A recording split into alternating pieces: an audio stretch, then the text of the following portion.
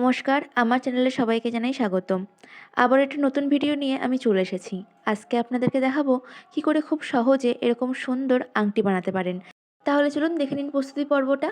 এই আংটিটা বানানোর জন্য ক্লে লাগবে। এটা হচ্ছে এয়ার ড্রাই ক্লে, যেটা বাজারে খুব সহজেই পেয়ে যাবেন। আঠা লাগবে আর একটা ছুরি লাগবে। আর রং করতে চাইলে তো সেই প্রয়োজন মতো রঙগুলোই লেগে যাবে। আপনার পছন্দ মতো রং আপনি ইউজ করতে পারেন এখানে।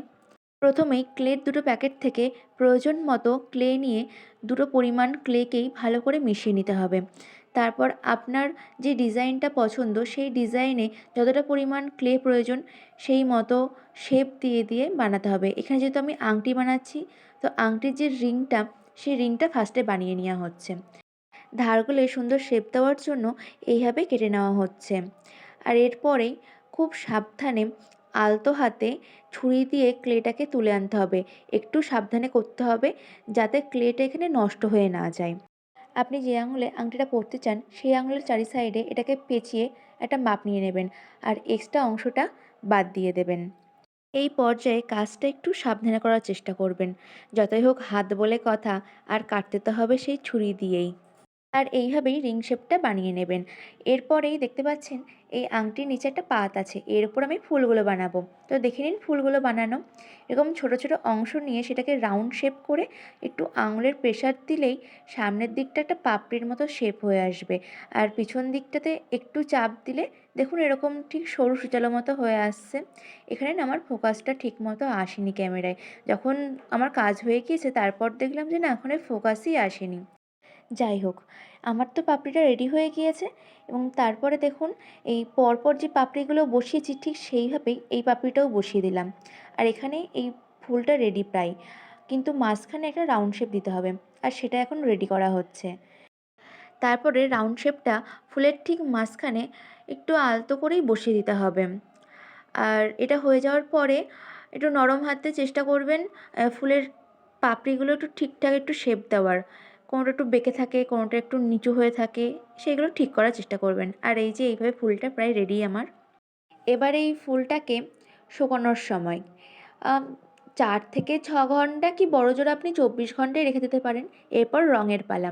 আমি এখানে ফুলটাকে রং করার জন্য হলুদ, সাদা, আকাশি, নীল, কমলা এই রঙগুলো নিয়েছি। এগুলো ফেব্রিক কালার। আর 0 সাইজের একটা তুলি নিয়েছি। আর দেখুন ফুলটা কিন্তু এখন একদম শুকিয়ে শক্ত হয়ে গিয়েছে। এই যে ভাঙবে না এখন। এবারটা রং শুরু করছি।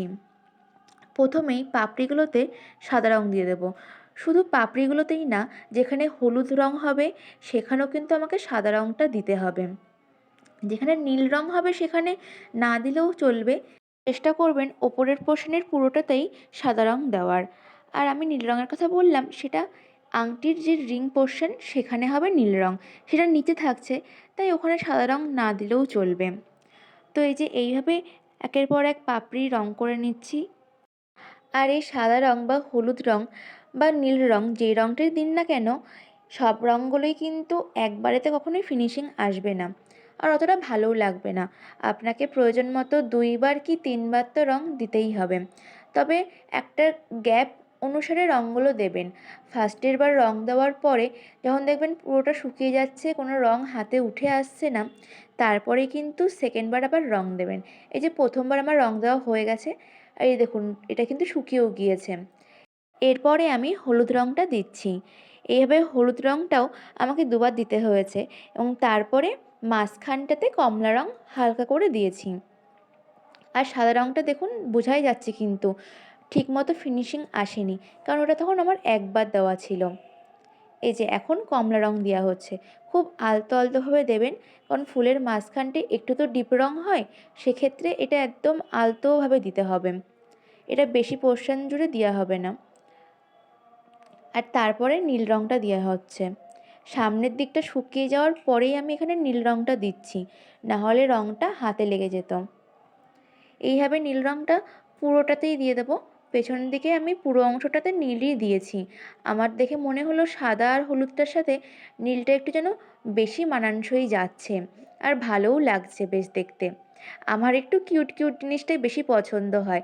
তো দেখলাম কালার কম্বিনেশনটাতে একটা কিউট ব্যাপার রয়েছে, তাই ভাবলাম যাক তাহলে এই কালারটাই করা হোক। এইভাবেই আস্তে আস্তে সময় নিয়ে পুরো আংটিটা রং করে ফেললাম। আর এই যে এইটা হচ্ছে ফাইনাল লুক। কতটা সুন্দর লাগছে সেটা আপনারা কমেন্টে জানাবেন আমাকে। আর একটু আউটলুক দিয়ে কিছুটা স্টাইল করে ভিডিও তুলে দিয়েছি। যতই হোক আমার কিউট কিউট আংটি বলে কথা। ক্লে দিয়ে এই রকম আংটি আমি ফার্স্ট টাইম বানিয়েছি। যদি প্রসেসিং পর্বে কোনো ভুল থাকে তাহলে আপনারা আমাকে কমেন্ট বক্সে জানাবেন। আর ভিডিওটা ভালো লাগলে লাইক করে দেবেন। ধন্যবাদ।